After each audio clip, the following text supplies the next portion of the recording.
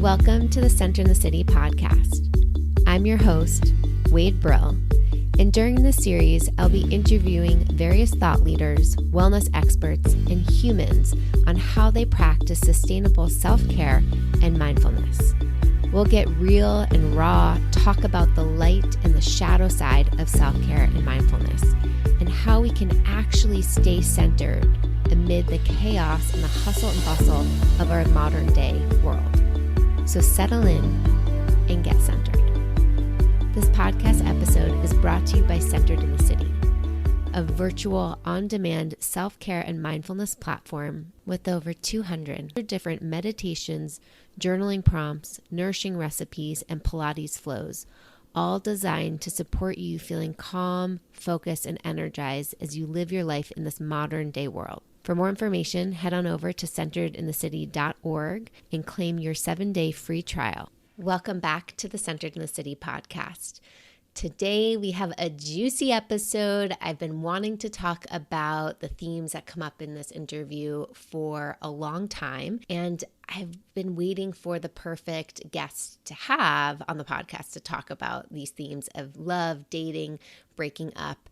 And it dawned on me who was the perfect person but Leigh Trescott. Now, Chelsea is the host of Thank You Heartbreak podcast. I was on her podcast years ago talking about the heartbreak of losing my mother, and I'll link that episode in the show notes so you can check out her podcast and check out our conversation. I haven't heard that in years, so that will be interesting for me to go back and listen to as well.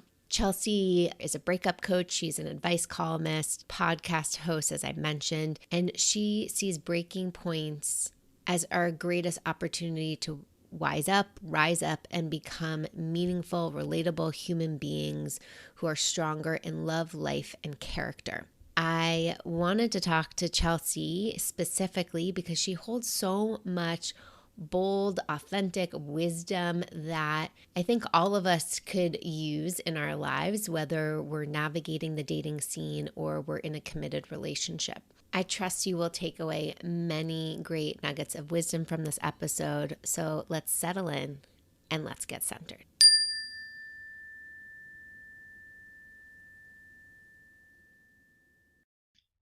Chelsea, welcome to the Centered in the City podcast. Thank you. Thank you for inviting me in. This is so fun. I got to be on your podcast years ago, and we'll have to add that show to the show notes so people can listen in. And now you get to be on mine. So what an honor. I want to kick us off by having you share with us, like, what is one practice or ritual you do on a daily basis, to the best of your ability, of course, that like really speaks to your soul? Something I do every single day that I don't take for granted for a single second. And I know that everyone might not have as much access to this as I do in New York City, but I really pay attention on the streets.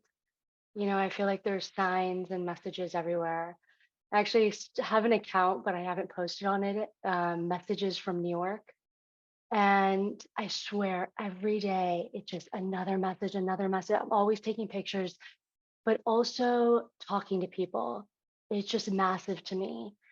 I kind of have no shame in inserting myself into someone's day, saying something, calling attention to something that I notice. And so every single day I'm speaking to people when I'm out.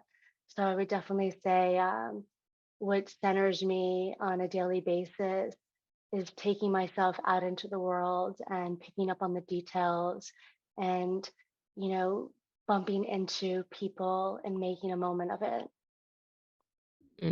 Beautiful. It's like finding those moments of connection and meaning. And it sounds like really getting yourself out of your own bubble and into the world, feeling that oneness that we all share. That's noticing and it's also initiating. That's a Mm, big one, in terms of people. I think it's been about becoming fearless and also maybe at times desperate enough where I had to learn to initiate contact. Um, I feel like I've been someone in life where people notice me, and but that doesn't mean that they'll say anything. And Mm. I've learned that throughout my years that people will have, after I've, spoken to them, they'll have an impression of me or will have noticed me. But to actually connect with someone, that depends on us. And we can't wait for someone to reach out to us. We have to be the one that is brave enough to go there ourselves. All right, let's talk about that because I I love that sense of openness and the courage that it takes to put yourself out there for connection. In Seattle, people are very, I don't know if you've heard about the Seattle freeze, but they're cold. When you walk down the street, people have a hard time making eye contact. My husband and I have this game like when we're walking down the street, we're like hello to a neighbor and we're like, "Did you get one? Did you get one?" Because you hardly get some sort of feedback. So what are some of the ways that you practice connecting outwards, taking that step of initiation? God, I love that you say that, because even when people hear this about my experience in New York, and people that live in New York, they're just in awe and they're shocked, because you don't hear that people are cold in New York, but you can hear that they're hard. You can hear that they're disinterested, they're in their own bubble and stuff. And yet I've never had that experience. And I think that's because of me and what I bring into it. I think that there's a vibrancy that I have in life. And I think that that openness, that being available, this brightness in a sense, I think again, people notice that. So I I draw attention, like if someone were to smell good, let's say. I mean, I remember in the beginning, it's sort of as simple as that. I'll say something about it. I say never hoard a compliment. Never hoard a compliment. Another thing is people will go out through the day. So let's say this is on the receiving end and someone says, "Hey, how are you?" I have never not answered that question honestly. And so I never give a vague answer, even if it's just like, you know, uh, finally better than I was last week. It adds a little bit of honesty, doesn't tell the whole story. And if someone wants a story, it can invite, it opens someone to curiosity. Last night I was in the grocery store and I saw this guy and he looked like he was about to bump into this like elderly guy that was pushing a cart. And I realized that they knew each other. He was putting something in his basket. And I said something. I'm like, oh my God, so happy to see that you guys know each other. I thought he was just about to run into you. And it started a conversation. So it is really about being present and being okay with the fact that it might be uncomfortable in the beginning, or at times it might not be as smooth as you want it to be. But I think that people, I hear this thing where people say, going out on your own, oh my God, people may look at you and think that's so silly and judge. I'm like, wait a second, I don't get that. I think that when people see someone that's on their own or initiating, like you're saying, like saying hello to someone, they don't look at that as odd. They look at it as brave, as something that they would endeavor to do, as something that they can do.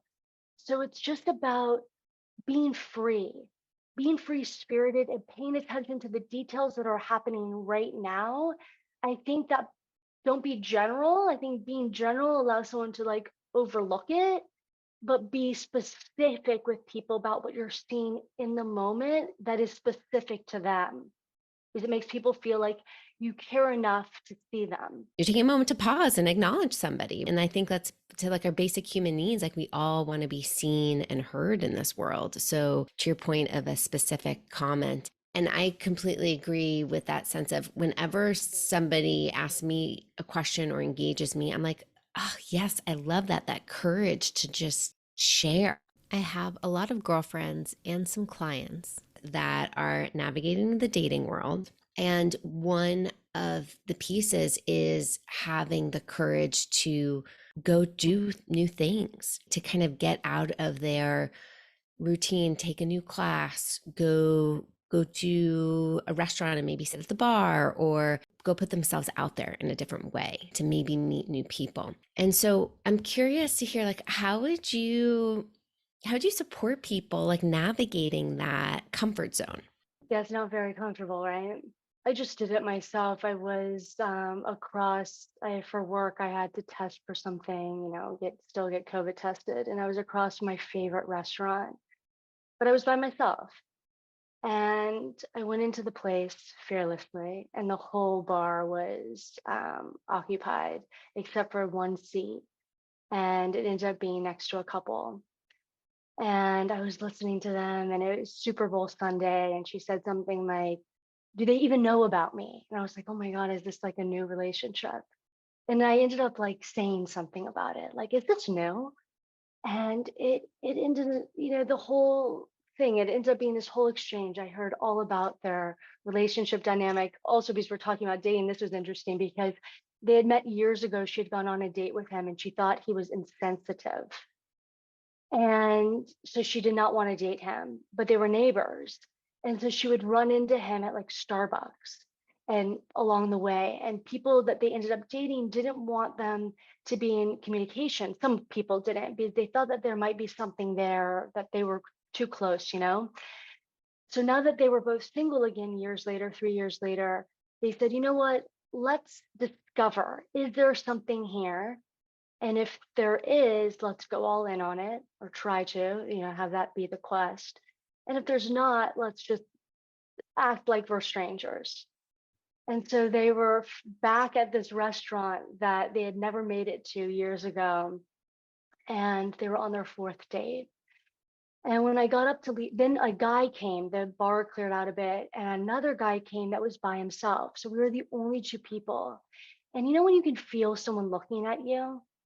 I felt him looking at me when I was talking with them, kind of like, does she know them? And when I got up, I said, wishing you love on this journey, something like that.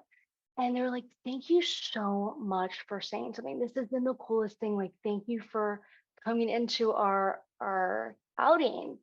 And I could feel him looking at me because he was alone too. And I felt like he was like, wow, like it was just this sense of like kind of awe I felt. And I felt that about myself because sitting at that bar, when I sat down, I did feel like, wow, is this really what I continue to be doing? Is to be taking myself out into the world? Is this sad? Is it sad that I'm the only one here that's alone? And I called my sister, and I don't like to have my phone out or be talking on the phone, but I called her real quick. And she was like, if you're going to be helping people, you have to be in this. And what helped me remember too is that I used to yearn to be able to be someone that could do this. And my inability to be someone that could bring myself out into the world and take myself into new adventures was what made me grasp and also clasp on to people that really weren't right for me, or to love them in a way that wasn't healthy, or to be too critical of them because they weren't giving everything, which was really, in retrospect, I couldn't give myself everything. So I was critical of them. And I really missed out on seeing how the love that we had was enough. And it was a beautiful creation. And thank God for their support in darker moments. So I look at it in two ways as, by doing certain things in our lives, we become someone that maybe we can fall back on, that has our back. And there's something, there's real conviction and there's a romance to be able to take ourselves where we used to have to rely on others and wait for others, and also to be someone that can offer ourselves new experiences rather than having to wait even on friends that are not reciprocating maybe their support. And yet we have to keep on asking to hang out with them because they're all we have. So it's really important to love ourselves and to be with ourselves in a way that we're aching for someone else to be with us, and in the ways that we be with other people.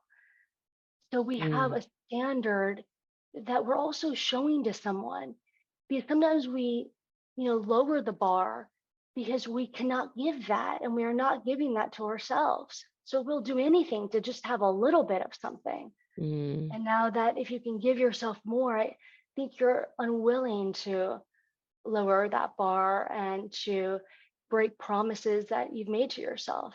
mm. I love what you just shared. And as somebody who's been married or is married and with somebody for a while, I think that's even just a lesson in itself of we can't rely on everybody else to fill our own needs, that we have to fill our own needs, be aware of our own needs, and recognize that one person can't fill all of our needs. And how we get to show up for ourselves and be that person that we need. And that's sometimes really hard to come to terms with, because we grew up in this world that's like tells us this fairy tale relationship is going to save us, or that we become somebody else when we are in a relationship or married, or whatever the storyline is. Lives, yeah. Yeah. Yeah, and I think that also it probably doesn't help us all that much when we can peer into the lives of everyone else through social media. So whether it's looking at other people's relationships, which I've learned as, a coach, a breakup coach especially, that and also just from being someone that is that and is a podcaster, is that people open up to me that aren't even clients, right? And so you learn about the inner lives of people that aren't being displayed on social media. Now I love to display my inner life to people's great discomfort online. But a lot of people don't. And I think whether it's looking at other people's romantic relationships or also just their relationships with other people, or their travels and their pursuits, you can just fall into this pit where you feel like you're not living up your life, and the people in your life is not living up to the journeys that other people are on. And so again, it's hard to come to terms with how can we be there for ourselves. And because I think that's, it's a journey. It's constant. I've always wanted to believe that one thing would set me free and I'd love myself forever and it would just be easy after that. And I Yeah. realized that, I go through things, so I have to talk myself through things in new ways. Mm, And if I'm in a bad place or I've been in a bad place, what does that mean about not just the support I have in my life, but the way that I've been supporting myself and talking to myself? So, yeah, there's the relationships that we have with others, and there's the relationships that we need to be upgrading within ourselves and make sure, that it's constantly evolving. I'm sure you've seen it on your own podcast, is listening to yourself back and the humility of, God, where am I still at? What are, for me at least, what are the narratives that I still share and mhm. are kind of, looping around constantly? Oh, And so totally. how do we break upward in my sense from that? I've noticed this pattern within clients and with friends, that there's this with dating on the apps, Mm, navigating that journey, which I'm curious to hear your opinion about, because I feel like you're just such a like in-person mm, relationship person. yeah. But when navigating the apps, there's this point where, let's say it's maybe like the fifth or sixth date where things are going really well. There's momentum. There's this sense of, oh my God, is this a real relationship forming? and and the friend or the client gets so excited. There's this Mm, sense of like sinking in, resting in, right? The mind starts to wander and create all these images of like what's going to happen in 3 6 permanency. yeah Yeah. months, right? Like, oh my God, are we going to get married? And then there's either a ghosting or there's a complete just drop off without really any explanation. And then that creates so much anxiety within my friend or client because their sense of self gets so rocked. And I notice this with women specifically, of there's this like, what did I do wrong conversation that happens, not like what's going on. And this is in hetero couples typically, this pattern that I'm mentioning, not what's going on in their life, like what, Totally. right, what happened. It's constantly like this sense of not enoughness that happens. I'm curious, like, how can we navigate that journey with more love and care for self so that there isn't maybe as high of a high and as low as a low? Yeah, what are the things that people say, like expect nothing? I mean, there's these tips that people will give that are just, it's like too dark to even think like that. Like, oh my God, because there's so much of me. I mean, and listen, I hear about these stories, and this was a big pitch that I just had with the New York Post, was about dating in New York. And I feel like the heartbreak is really these moments, is that things never really get off the ground, things never really stick, right? So I think in New York, there's so much of this. There's 5 or 6 dates, there's 3 months, and there's a complete turn. Someone goes on a trip and they never come back, quote Right. unquote. You know, um, Or there was I think, that movie Vengeance. oh, It was about like a podcaster. It turned into like some weird dark humor, whatever, but it was about the dating scene in New York and how the men have the women labeled as like, you know, LA fun girl, or like yes, met her at this yes, bar, or, yes. and they're seeing five girls at once. And Yes. And oh my God, because I have male clients that are going through heartbreak, I would see with some of them, especially in New York, it was so like, oh my, I mean, it would devastate me.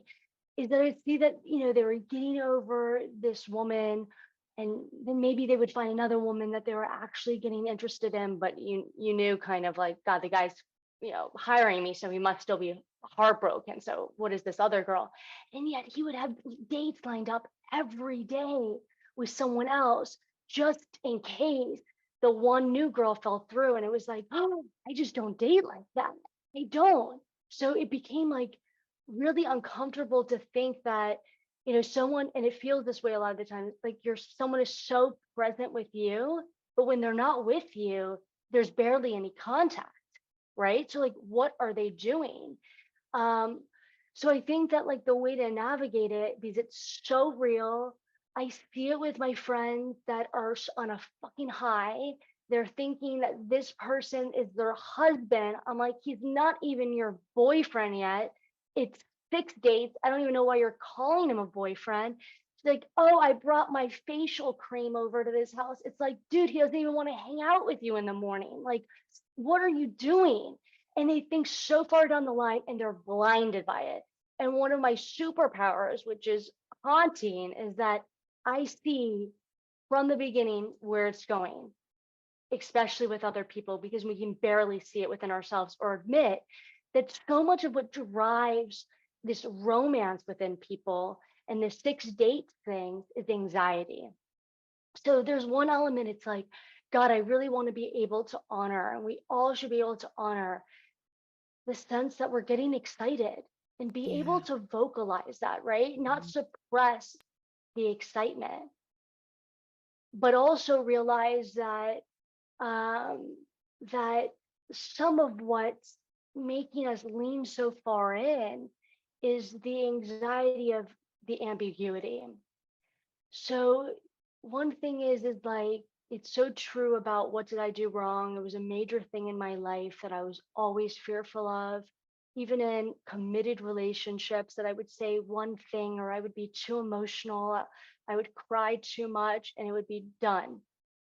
And it became a big revelation that that's the way I treated myself, never really how my relationships actually were with me, except when I actually started dating. And I had a moment like that with someone where I really felt like this could be the next guy that I was becoming serious with, and it had been a while. And again, like you're saying, thinking that you're going to be defining the relationship and realizing that I think I had also been labeled, the fun girl, looking at my career, looking at how I am in the world, looking at I don't think that Chelsea knows what she wants, so she's fun. And when there was a recognition of, no, no, no, no, I'm not just fun. Uh, Seeing that shift and it devastating me in the moment, and me crying and not being spoken to until months later when I heard from him, really set off this conversation of, see, when you do one thing, look what you did wrong. Look what I did wrong. If only I hadn't have brought that up. If only I'd just gone with the flow, because so many other chatterbox friends, were constantly at that point in my life being like, because again, I was never a big dater. I would get into relationships, but I would never date. I wasn't a serial dater. I was a serial person in committed relationships. Is they're like, just be cool, play it cool, just go along with the guy. And doing that, I think, was set me on the wrong course. And I think would have been better is to, one, honor where you are, honor what your journey is, honor where what you're looking for, not look for the green lights from other people. I think what devastates us, and where we kind of think what we did wrong maybe, is when we were never really empowered in the relationship. We were feeling in a way powerless to the romance, and we wanted someone to make a decision for us, so we were kind of playing along and being hopeful. And then in one instance, we decide to try to insert ourselves and have some power in it, and things go off, because we surprised the person. The guy's like, I didn't see this coming. I thought that everything was cool. So it's really about coming in and being clear and being intentional and being a little bit unwavering in that. And so honoring where we are and what we really want and what we see for ourselves, and honoring the questions that we want to ask. I know it's scary I've felt this, like, to express interest. And I think expressing interest also comes in the form of asking questions, asking more intimate questions, right? I think that there's fear that when we know more about someone, we might have to decide for ourselves, even. Or if someone feels like we want to know more, we could fear that that will push them away because we're being too serious. I think one is that if Or you are, vulnerable. yeah, vulnerable, and if you're capable of vulnerability, if you're capable of curiosity, if you're capable of investment, if you're capable of dedication, if you're capable of these things, and then it doesn't go a certain way and you look back, I was too much. But wait a second, that's not a liability. All the things I just listed out are strengths. You are too strong for someone. You're too, you know, in yourself, you're too where you want to be. And sometimes people leave you because they need you to be where they are. They need you to be sometimes weaker. They need you to be powerless. So it's looking at that. I'll never forget someone coming on my podcast, Humble the Poet, and saying that what he recognized for himself is when he let people go, when he was let go of as well, is that he used to think that it was about not being enough. And then he realized it was just, no, it was that I wasn't headed, or they weren't headed in the direction that I needed to go. And with the guy that I brought up, where I was crying and I realized that, he had thought I was a fun girl, whatever, that whole thing, really the moment of what our decision was at the time, where I saw very clearly, is the conflict was we wanted to go in certain directions. And it wasn't honoring myself to lie about that or to play along. And he said to me, he was like, oh my God, he was like, you are a badass. He had never fucking seen it before. And that was like, I was weeping for weeks afterwards. But it was like, and he ended up contacting me, by the way, and wanting to see me again. So it wasn't like I was a pathetic person. It was that I was strong. This man had seen pictures of me that night when I had been in my last relationship with kids. He has a kid.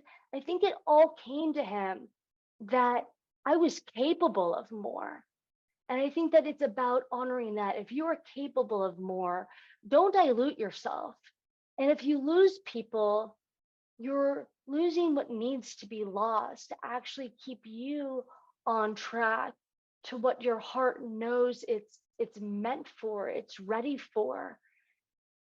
So somehow I think it really comes down to honoring and, you know, is there something wrong with me? Yeah, we lose track of looking at, if we feel so caught off guard, then what's wrong is that someone can't bring more clarity to us. And I don't think that's something that we're not doing. If someone feels like, what did I do? It's probably that we're available to understanding more and it's being taken away from us. And I think that's a shortcoming of other people. And as someone that has had male clients, is that they'll say that there's a disappointment within themselves that they couldn't give more, that they weren't ready for more, that there's a guilt of seeing a woman cry or a woman get angry because it makes them feel like they fell short, that they misled Mm. someone. And a lot of men don't want to face that yet until they're ready and have figured it out, maybe. And that's why they loop back, or they don't want to close the door and that's why they ghost. They don't say goodbye to you because they would like to return to you, but you're too much, meaning you're too good of something for where they're at right now. And I would Mm. just encourage someone to keep that in mind. I love those reframes because it's so important for us to really challenge that negative self talk narrative that can be so strong in the dating world, and especially when faced with the anxiety of dating and the ups and downs. And I love emphasizing that honoring self, Hmm. and noticing when we spiral into the pulling apart and the not enough, and actually where can we take the power back to be like, no, I'm I'm too much. I'm full. I'm my strength. Like, this is me. Hear me roar is Yeah, is I what I'm hearing from you. yeah. And it's a very recentering Mhm. practice, and that sense of like, no, I'm heading in this direction. You want to go this direction, and wishing you luck on your direction, but like, this is where I'm heading. I realized that, that call to action within ourselves is brave, right? And I didn't realize until more recently, especially in dating, that bravery can be heartbreaking. Saying no where we used to say yes can be heartbreaking. These things end faster and we don't fool ourselves longer. But there's so much power in that that shows how strong we are. So, yeah, it can feel sad that we might be losing people or people might be letting us go.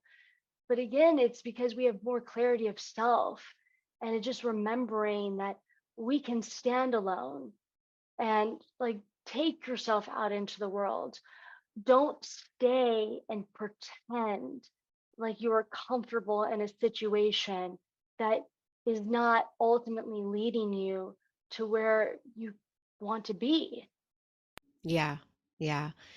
I love that. And, pain gets to be our biggest teacher. And our human tendency is to run away from pain because it's not pleasant. But when we can actually feel it and feel that discomfort, it can show us and teach us so much, and come back to that place of what you said, like that honoring self.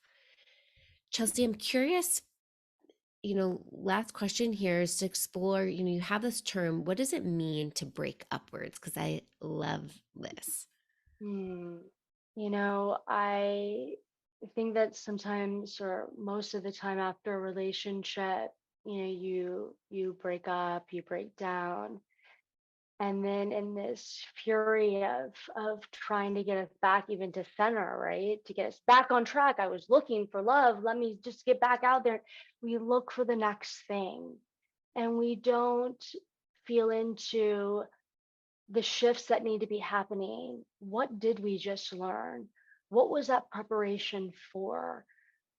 Um, and breaking upward is being able to elevate ourselves. It's being about not reaching for where we are at and just going to the next thing.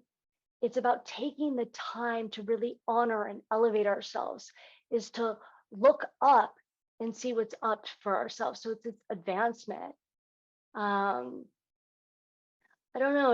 I have to really sit down. I ask everyone on my podcast what it means, and I've seen how people react to the word. A whole episode actually was just done. I was on someone's podcast and they did an episode after about that word. And I was like, you know what? I came up with it so long ago and I need to really sit down and write about it because I know I believe in it, but I also realize it's so radical um, that I had to sit with it. I think that there's something spiritual that I didn't understand. When I was Mhm. younger, I didn't understand about like transcendence. Mm. And when my twin sister went into rehab, that's really when this journey started. And Break Upward came, a few years after that. And I know it has to do with the sobering up and a level of transcending and this element of rising above um, and also kind of being on our own. So letting I said to someone recently, he was going through heartbreak, and I was like, and I brought up breaking up word, and I was like, sometimes when we're heartbroken, we're stretched so far back from the reality of where we thought we were going, of the future that we thought we were headed towards. And that's the heartbreak. And in this stretching and this tension and this yanking backwards from where we were, I think that there needs to be an allowance of being like breathless, like literally gasping, right? Like the pain, like we're talking about, this disorientation, the hurt, it really needs to hurt us. And by the stretching back, that tension of going so far back, it's being able to be shot. The breaking upward is being able to be shot so far beyond the sights of where we thought we were headed.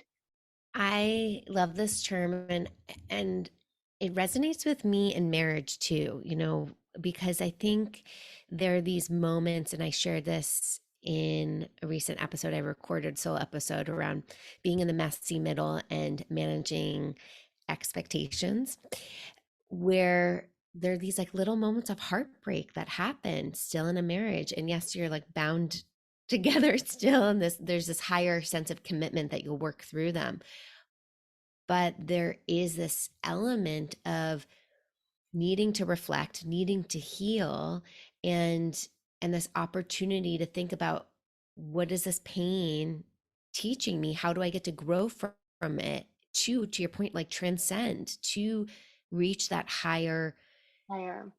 place, not only as an individual but as a relationship, right? And Mm-hmm. how can our relationship, I had a mentor once say, to think of your relationship as like a spiritual connection, Mm-hmm. that it's for a higher good. Mm-hmm. And that really helped drop my ego when we get into these fights and arguments, and really think about the bigger purpose of relationship and connection and love and impact. So I think this break upwards term, yes, obviously is specifically to people who are in the dating journey. And I also really resonated as a married person. Yeah, I love that. And I didn't use the word, but I think about this word. It is about higher, higher consciousness, especially higher perspective. And, the way that I work with it and the way that I want to, move my practice toward is definitely a way just from dating and breaking upward within our individual journeys. I love that it supports you within marriage because I think about it. I think about how there has to be heartbreak, there has to be tension, and we're laying beside people. Not everyone has like a 2-bedroom house that they can just like go into the next room.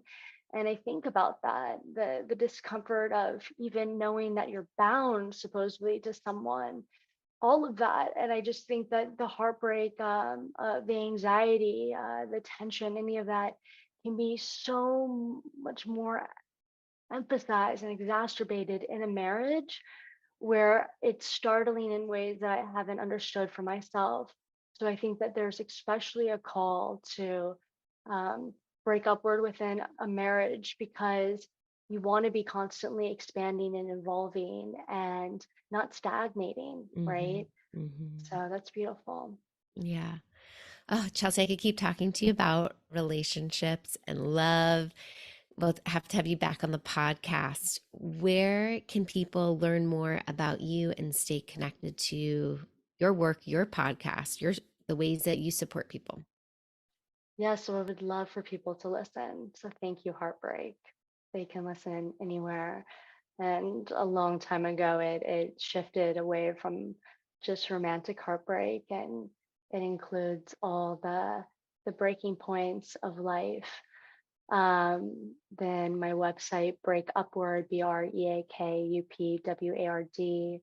on Instagram. I'm on Thank You Heartbreak there. And yeah, I mean, there's, my website hopefully is going to get a makeover, but one thing that I offer there, or it has worked really well with clients, is the e-coaching. I used to have an advice column, which to this day has, I think, been the best work I've ever done. It brings me really all my clients still. And what I've seen the most transformation from my clients are the ones that choose to do e-coaching with the actual phone coaching, because it allows us to, I think just writing is so confronting. And, of course, conversations can be enlightening, but there's nothing like something tangible as well and exploring the deeper layers. So I have questions for people and they respond. And then I bring in that advice column person within me to take it even deeper. So if you're interested in that element to it, is something that I offer. And you can just email me also at chelsea@breakupward.com.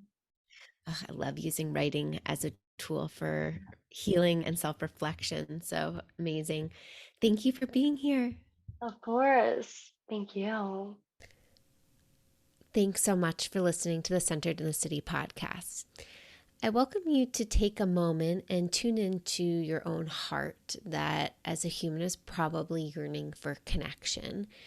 And I welcome you to think about what's one tiny, brave moment of connection that you can take this week, maybe even today. Maybe it's smiling at a stranger on the train. Maybe it's texting somebody that's been on your mind and your heart, just a note to say hello. Maybe it's having an intimate, brave moment with yourself to really connect and listen inwards.